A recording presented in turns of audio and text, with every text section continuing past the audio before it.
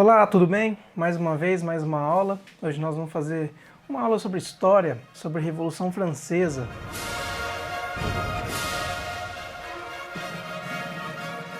A Revolução Francesa é um tema muito importante porque cai no Enem, cai no vestibular. E não só por isso também, né? Para conhecimento, pessoal. Para quem gosta de política, ou mesmo quem diz que política é chato e fala que é tudo igual. Você entender aí quais são os processos da Revolução Francesa é fundamental. É uma história alucinante, assim, uma história única. O processo da Revolução, um processo de 10 anos, ele é muito longo, não dá para se resumir numa aula. Então pensei em fazer uma série com alguns capítulos e esse é o primeiro capítulo aí.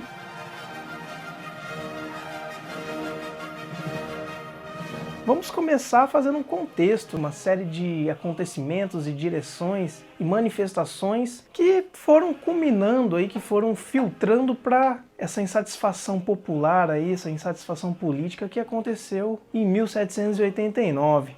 De forma básica, seria o quê? Uma mudança estrutural política, né? O fim da monarquia, o fim do absolutismo francês e a proclamação da república. Aí, a França, pela primeira vez aí na história do seu país, proclama-se a república. O absolutismo é uma forma de governo monárquico. É a época das coroas, pessoal, é a época do mercantilismo.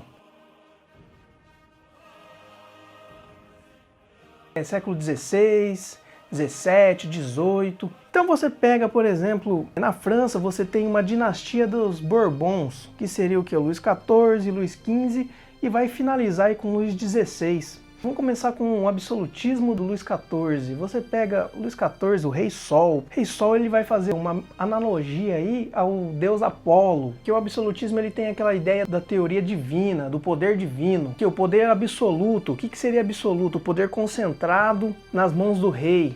Tudo que se envolve da burocracia, da política, da vida social, da vida econômica, tudo está entrelaçado e vai finalizar e vai passar pelas mãos do rei. Você pega aí, Luís XIV, ele te chamava de Rei Sol, porque tem essa coisa egocêntrica, né, de você falar assim, olha, eu sou o Deus Sol, tudo gira em torno de mim, entendeu? Ele vai fazer essa ideia aí, ele vai chamar de Rei Sol, porque ele era um rapaz esclarecido, né, ele se dizia ser um iluminado, né, então vem essa analogia. E o Luís XIV, ele é responsável por criar o Palácio de Versalhes. O Palácio de Versalhes é um palácio gigantesco, lindo, que fica ali a 20 e poucos quilômetros ali de Paris, né? Foi um palácio que teve muito custo para a coroa francesa, né? Você pega do chão até o alto, né? Todos os lados você tem obras de artes, você tem ouro, você tem mármore, você tem espelhos venezianos, você tem obras de artes do Van Dyck, do Caravaggio, entre outros. Isso quer dizer, é um palácio que teve um custo muito alto. O rei, junto com a nobreza, que seria uma classe social privilegiada, aristocrata, que estava ali, tinha poder sobre a terra, sobre os meios de produção agrícolas, eles viviam ali. Que seria o que? 2, 3% da população francesa, ela vive nesse Palácio de Versalhes, né? Diferentemente de uma empresa, de uma fábrica, o Palácio de Versalhes ele não te dá um lucro, ele não te dá um retorno, ele só te dá gasto, né? Por exemplo, te vê as fotos do Palácio de Versalhes, você vê várias fontes. Na época, Luís XIV ele gastou uma grana em engenharia hidráulica, né, para buscar água de outros lugares, de outros rios, para fazer com que aquelas fontes funcionassem. Muitos funcionários, para quê? Para trabalhar, para limpar, para servir toda aquela nobreza. Sem contar o tanto de funcionários que morreram ali, que fizeram aquele palácio, trabalhavam na manutenção. Então assim, era uma coisa muito luxuosa. O absolutismo ele tem essa classe social que é a nobreza e o clero, né, que seria a igreja, como as classes sociais mais altas ali, controlavam os meios de produção, né, que seria a terra, controlava toda a questão do burocrática e política daquele país e não pagavam impostos. Eles, pelo contrário, eles cobravam impostos do que? Da massa, né, da população. Que seria, quem seria a população? O terceiro estado. A própria burguesia estava se formando ali como uma classe social econômica, que eram comerciantes, empresários, alguns industriais, mas só que eles não tinham poder político, eles não tinham poder no Estado, eles não tinham poder de decisão política. Então você pega até de alguns grandes burgueses e alguns pequenos burgueses. juntamente com a população que trabalhava no campo, com a massa de trabalhadores que trabalhavam tanto no campo quanto na cidade.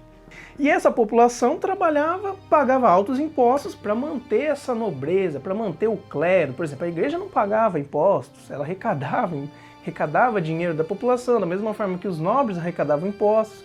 E tudo isso seria convertido para onde? Para os cofres do país. Tanto Luís XIV quanto o seu sucessor, Luís XV, eles se envolveram em questões exteriores, né? Por exemplo, independência dos Estados Unidos. Você pega até a Guerra dos 7 Anos, como a Guerra da Sucessão Espanhola. São fatores que, por exemplo, geraram muita dívida externa. O Luís XV, ele gostava de se mostrar como um militar, e ele acabou perdendo a Guerra dos 7 Anos. Ele gastou uma grana para criar um exército, né? Porque a França tinha um exército grande, era uma potência já, assim, era um país temido na Europa, né? Um país referência. Por exemplo, Luís XVI, que é o rei que vai ser guilhotinado na Revolução Francesa, ele acaba herdando dívida externa muito grande, né?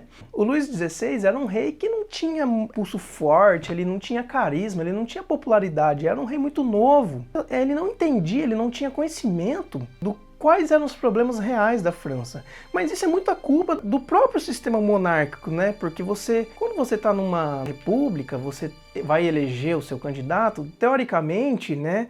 Nós esperamos que esse candidato tenha conhecimento dos problemas reais, sobre como funciona a máquina pública, como funciona o Estado. E na monarquia não tem essa, né? Como é um poder hereditário, então não interessa se a personalidade daquele indivíduo, se ele tem uma capacidade intelectual e política, e se ele é uma pessoa versátil para governar. Não, como ele é o filho do Luís XV, ele logo assume. Então ele assume uma França totalmente endividada e, lógico, eles administravam pensando no seu bem próprio, né?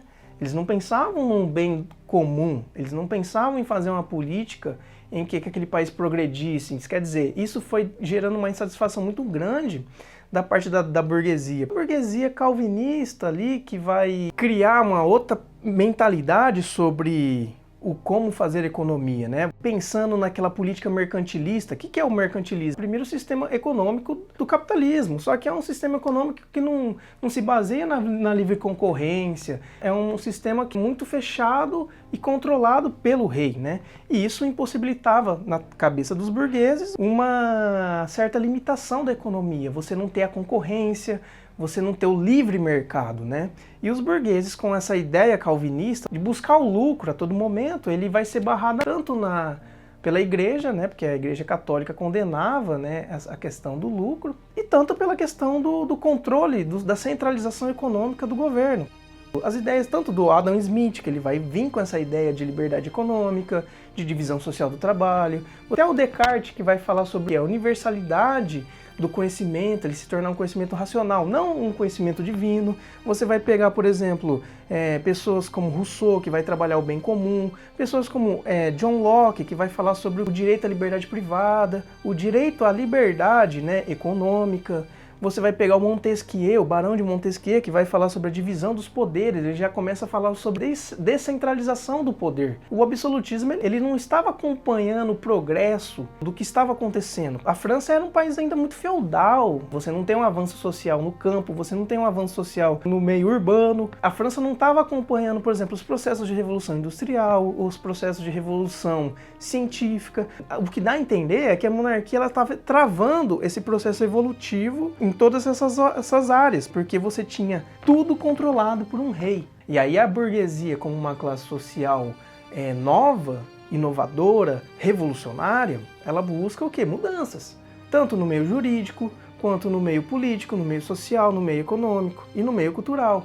E o rei, né, totalmente despreparado, conservador, retrógrado, né, tentando manter ainda aquela coisa do direito divino, ele vai fazer o quê? Ele vai se estagnar. Como que você vai fazer, por exemplo, um banquete, que que dá para você alimentar 100 mil franceses, entendeu? Enquanto a população realmente lá fora tá passando fome, entendeu? 70% da sua renda para pagar impostos, para os caras ficarem lá de peruca, curtindo arte, nos palácios, andando no jardim, comendo bem pra caramba, entendeu? Enquanto você pega os funcionários daquele palácio, observando tudo aquilo ali, falando assim, olha, aí ó, os caras fizeram um banquete gigantesco, enquanto a galera tá morrendo de fome ali, ó. É muito importante você entender a Revolução Francesa, porque primeiro a Revolução Social atingiu os 4 cantos do mundo, entendeu? Você pega lá intelectuais árabes falando sobre isso, escrevendo sobre isso. Você pega o Kant, pessoal.